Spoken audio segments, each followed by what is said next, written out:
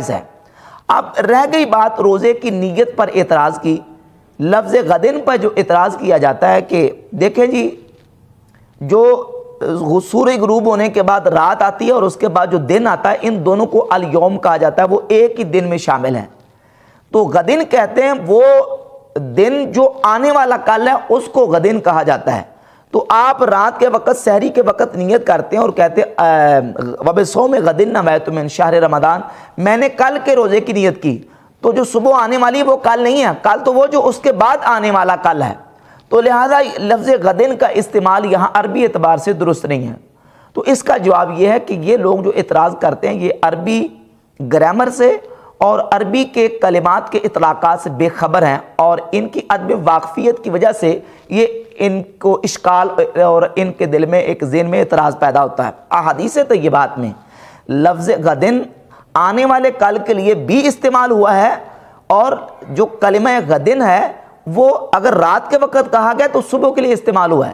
جس طرح ہم نیت جو کرتے ہیں وہ رات کے وقت کرتے ہیں، جب تک صبح صادق نہیں ہوتی، صبح صادق سے ہونے سے پہلے کا جو وقت ہے وہ لیل میں داخل ہے، اور صبح صادق کے بعد کا جو وقت ہے وہ نہار میں داخل ہے۔ اب نبی پاک صلی اللہ علیہ وآلہ وسلم کی احادیث سے جو ہمیں بات واضح ہوتی ہے اور سامنے آتی ہے، اس سے یہ بالکل مسئلہ واضح ہو جاتا ہے کہ غدن کا کلمہ اگر رات کے وقت کہا جائے تو صبح کے لیے غدن کا کلمہ استعمال کیا جاتا ہے۔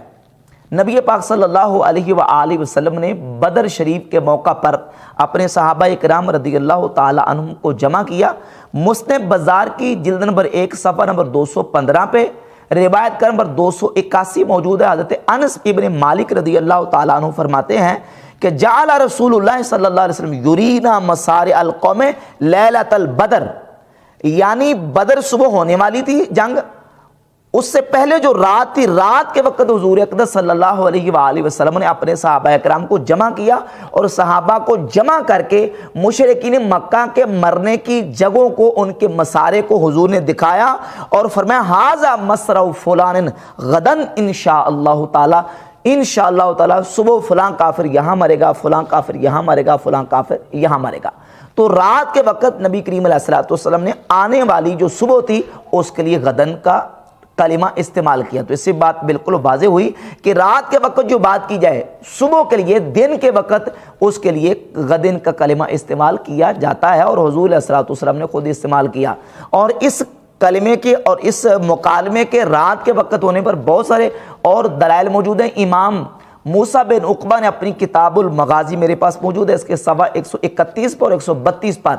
امام موسیٰ بن عقبہ اپنی مغازی میں لکھتے ہیں کہ یہ بات اور یہ مکالمہ نبی پاک صلی اللہ علیہ وآلہ وسلم نے رات کے وقت صحابہ کرام علیہ مردوان سے کیا ہے۔ اسی طرح امام بہقی نے دلائل النبوہ کی جلد نمبر 3 صفحہ 87 پہ لکھا ہے کہ یہ مکالمہ حضور علیہ الصلوۃ والسلام نے صحابہ کرام سے رات کے وقت کیا ہے۔ اور یہ مغازی موسیٰ بن عقبہ وہ کتاب ہے جس کے بارے میں امام مالک رحمۃ اللہ فرماتے ہیں علیک بمغازی موسیٰ، تجھ پر مغازی موسیٰ بن عقبہ لازم ہے، اس کو پکڑ لے۔ اور یہ امام موسیٰ بن عقبہ المتوفی 141 ہجری، یہ امام مالک کے بھی استاد ہے، امام شعبہ بن حجاج کے استاد ہے، امام سفیان ثوری، امام سفیان بن عیینہ، بڑے بڑے امام محدثین کے استاد ہیں۔ انہوں نے بھی یہ بات لکھی ہے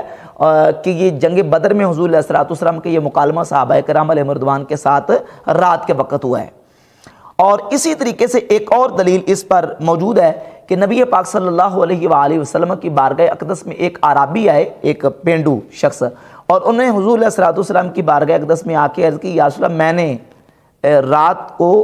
چاند دیکھا ہے، رمضان شریف کا چاند میں نے دیکھ لیا ہے۔ تو جب رات کے وقت چاند دیکھنے کے بعد وہ نبی پاک علیہ الصلوۃ والسلام کی بارگاہ اقدس میں آ کے گواہی دیتے ہیں۔ صحیح ابن حبان میں 3446 نمبر حدیث ہے، نبی پاک علیہ الصلوۃ والسلام نے اس آنے والے اعرابی کو فرمایا نادی فی الناس فلیصوموا غدن، لوگوں کو جا کے ندا کر دو، اعلان کر دو کہ پس صبح کو وہ روزہ رکھیں۔ چاند دیکھنے کے بعد رات کو نبی پاک علیہ السلام کی بارگاہ میں وہ شخص آئے اور آ کے جب کہا کہ میں نے چاند دیکھا ہے، تو اسی رات کو رسول اللہ صلی اللہ علیہ وسلم نے ان کو فرمایا نادی فی الناس فلیصوموا غدن، لوگوں کو جا کے ندا دے دو اور ان کو اعلان کر دو کہ صبح کے وقت روزہ رکھیں۔ تو حضور نے رات کے وقت آنے والی جو صبح تھی اس کے لیے غدن کا کلمہ استعمال کر کے یہ بات واضح کر دی کہ غدن کا جو کلمہ ہے وہ آنے والے کل کے لیے بھی استعمال ہوتا ہے، اور رات کے وقت اگر صبح کے جو دن کے لیے جو آنے والی صبح ہے، نہار ہے، اس کے لیے بھی غدن کا کلمہ استعمال ہوتا ہے۔ تو وَبِصَوْمِ غَدٍ نَوَیْتُ من شہر رمضان کا معنی یہ ہے، چونکہ یہ نیت رات کے وقت کی جاتی ہے، معنی یہ کہ آنے والی جو صبح ہے میں اس کے روزے کی نیت کرتا ہوں، لہٰذا عربی اعتبار سے بھی یہ بالکل درست ہے۔